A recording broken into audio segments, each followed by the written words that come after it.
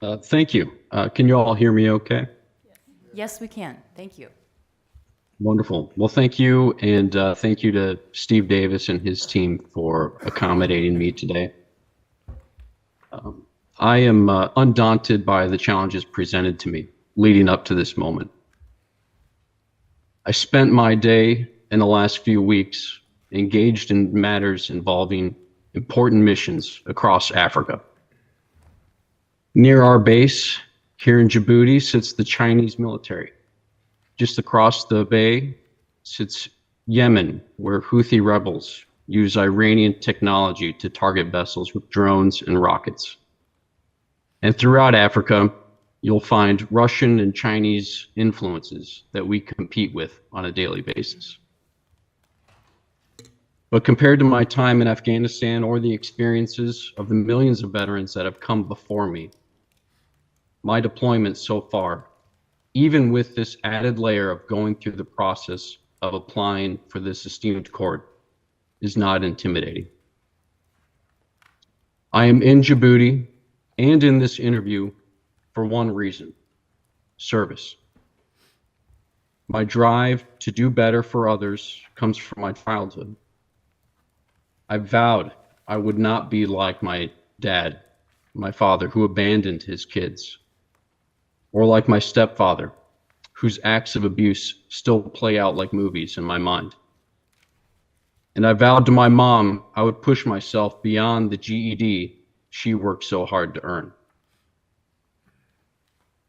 When I learned about this vacancy, I had other things on my mind. I was in the middle of packing my bags to go overseas. I was spending time with my wife, playing catch with my son, going shopping with my oldest, and holding my baby girl as much as possible.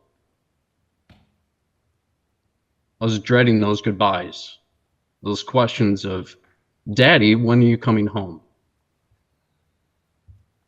But despite how I felt in all those moments, I knew the sacrifices of me leaving were necessary for the security of my family and our country.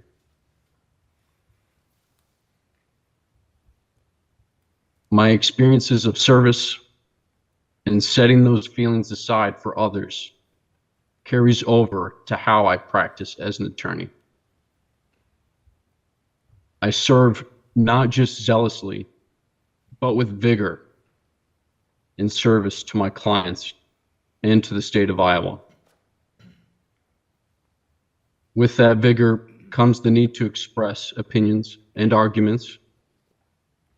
But given my life experiences, I am adept at understanding the perspectives of others. These are just some of the many qualities that you will find in me as an applicant. And I certainly hope that in our one-on-one interviews, which I have appreciated, you have come to find those qualities. But above all else, as a judge on the Iowa Court of Appeals, I would continue to give all of me in service to others and in service to the law and Constitution. With that, and because I really am unsure how reliable my internet is, I do want to end there and ask for any questions. All right, Mr. Gish, we want to make sure that you can hear our questions. So if at any point you are unable to hear us, please wave your hand so we are aware of that. Thank you. We'll start questions with Commissioner Picklap. Yeah, thank you. Mr. Gish, thank you for your participation. Thank you for what you do. Thank you for your application. So I'm sure you're going to hear that a lot as we go around the table. Could you take a few minutes and talk presently about how you spend or what your practice currently entails? I mean, I'm in front of your application and we've all been through, but maybe just a dive deeper than 30,000 feet. Give me a breakdown of how you spend week in and week out and what you do and what kind of litigation experience you currently have and client interaction you currently have, that would be helpful, please. Sure, I will do my best. Thank you very much, Garrett. Going back to my time with the Disability Rights Iowa, I represented individuals with disabilities who were indigent, fighting for them in employment law, in federal and state discrimination law, and often in federal and state Social Security benefits. As a prosecutor, I did a lot in all sorts of criminal law. As a county attorney, I prosecuted everything from a simple misdemeanor up to homicide and murder in the first degree. But at the same time, I also engaged in a lot of civil practice as a county attorney, representing boards, litigating civil trials and hearings, administrative hearings, including over property tax assessment. I had a couple of those. And currently at the Attorney General's office, I mostly focus on civil law and administrative law and Iowa Administrative Code. I'm sometimes called upon by state and federal legislators, lawmakers, to offer my assessment on how legislation might affect crime victims in Iowa. So that's been really my focus the last 18 months. Thank you. Commissioner Stanger. Thank you. Hey, Major Gish, thanks so much again for joining us and for your application. Appreciate you and your service and your family. Thank you, ma'am. My question is about collegiality of the court. You know, frankly, you've dealt with some pretty tough areas of the law. Some would say some of the hardest. And I mean, you're sitting in Africa kicking butt right now. So besides being a total, you know, I guess badass, can I say that on the record? I don't know. You know, it's a tough profession. How would you, I don't know if I can say that, but I did. How would you enhance the collegiality of the court? I mean, it's an intense job, right? How would you enhance the collegiality? It is, and I think my experience from the military informs me very well as an attorney. You know, here in Africa, I'm expected to understand cultural differences, linguistic differences, not to mention all of the soldiers who, as you know, come from all sorts of different socioeconomic statuses and backgrounds and cultures themselves.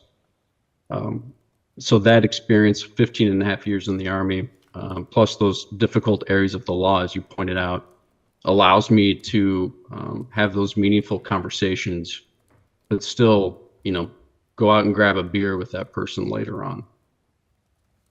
Thank you again. Commissioner Hoig. Thank you for your service, and I have no questions. Commissioner Spies. Thank you. Mr. Gish, you and I have spoken briefly about your role as an Assistant Attorney General and the, I guess, policy differences you've had with General Byrd concerning crime victim assistance and appropriations for victims of sexual abuse in Iowa.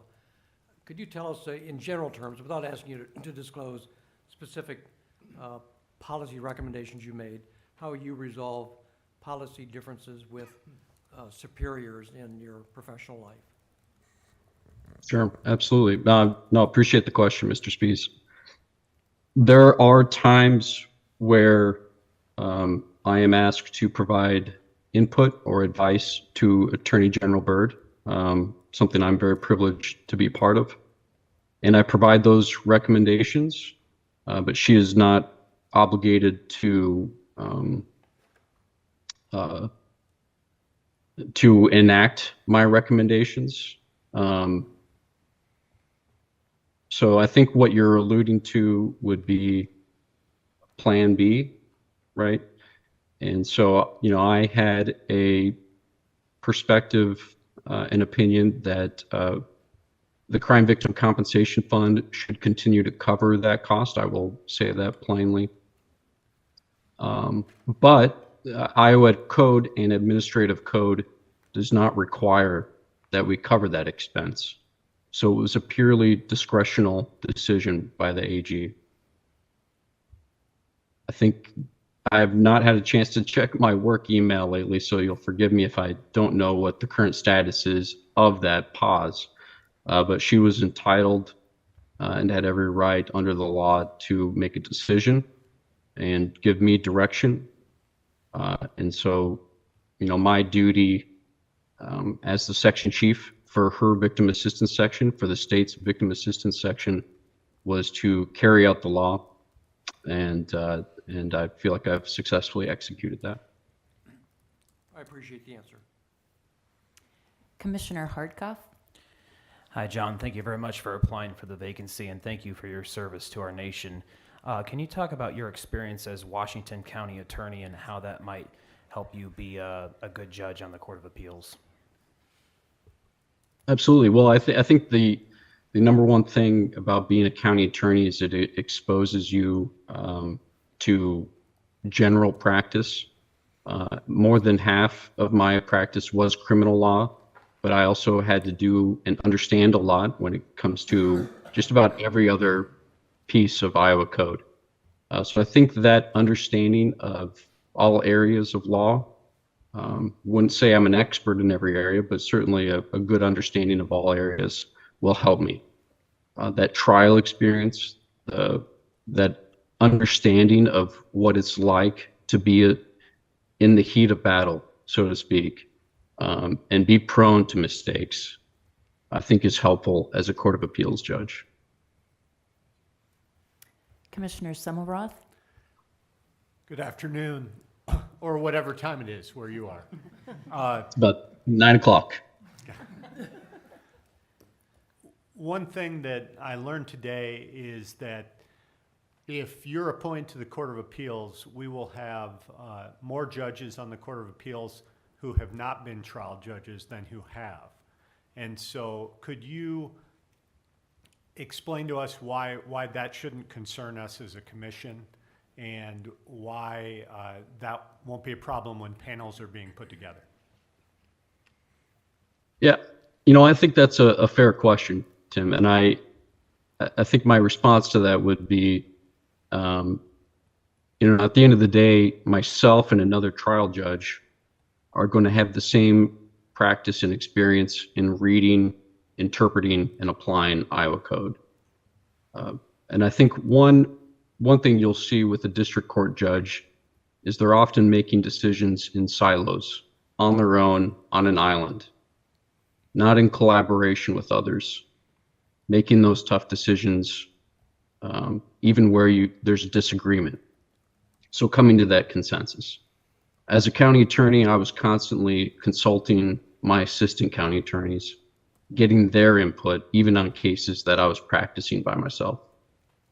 So I think the perspective of a trial judge on the Court of Appeals is beneficial, but I don't think it should be an absolute.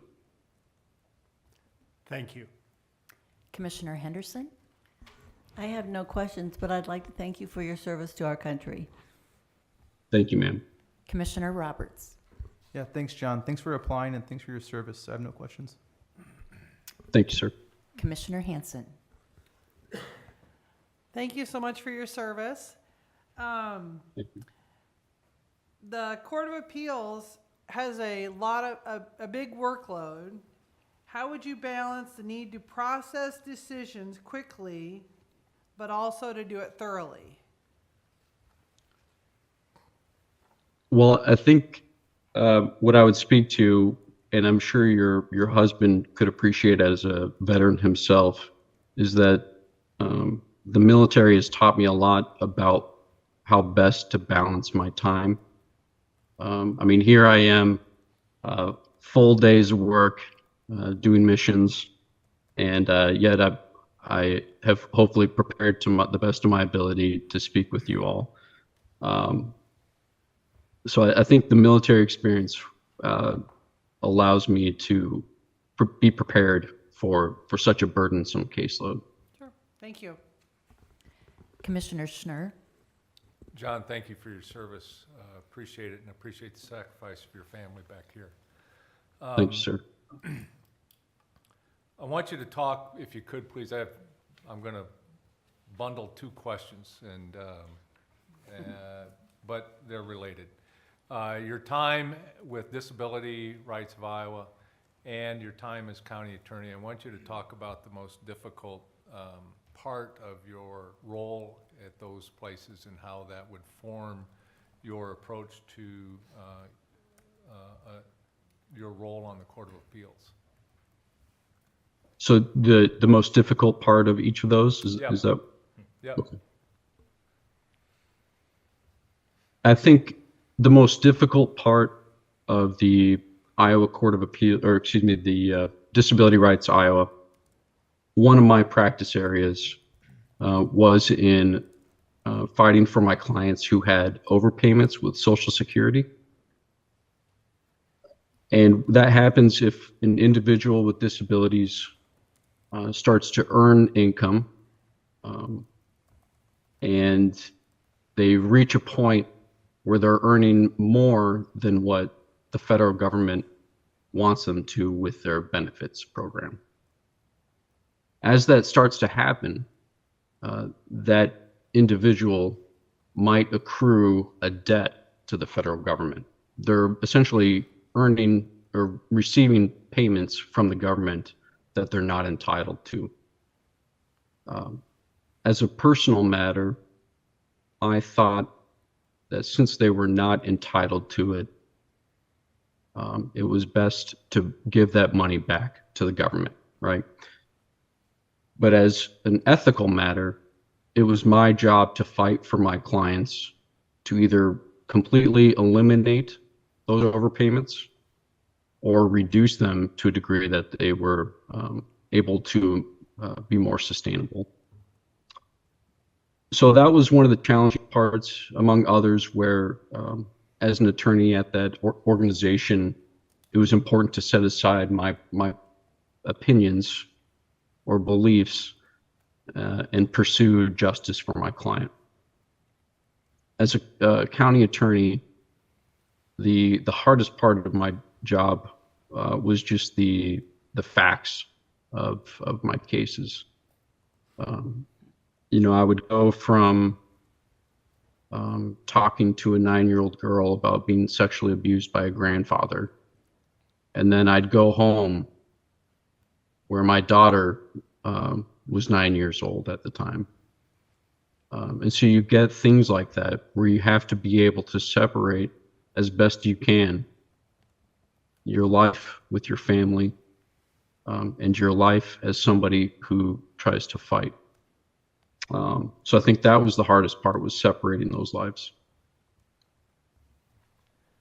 Commissioner Graber?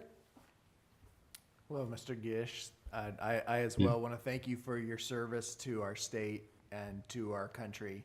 And I also really admire your personal convictions that you've done to change the course in your family. I admire that 110%, and I have no questions. Thank you.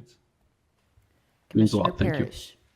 Yeah, thank you for your service. I enjoyed our interview the other day by Zoom, and I appreciate you setting that up, but I have no additional questions. Thank you. All right. Thank you, Mr. Parrish. I'll see if I can get over to Liberia just yet, and I'll let you know. I did share with John that my dad during World War II was stationed in Africa too, so he said he's going to bring me a souvenir back. A picture. Yeah, a picture, right. Commissioner DeFord? Yes, thank you, Mr. Gish, for your application and for your service. I have no other questions at this time. Thank And you, sir. I see our time has expired, Mr. Gish. We do appreciate your service to our country. We appreciate your willingness to participate in these proceedings, and we will be taking a brief break, not get up from the table break, but just a brief break for the court administration to be able to do their magic behind the scenes. So again, Mr. Gish, thank you, and we appreciate your application, and we wish you all the best. Be safe. Thank you very much. Thanks again, Steve and your team.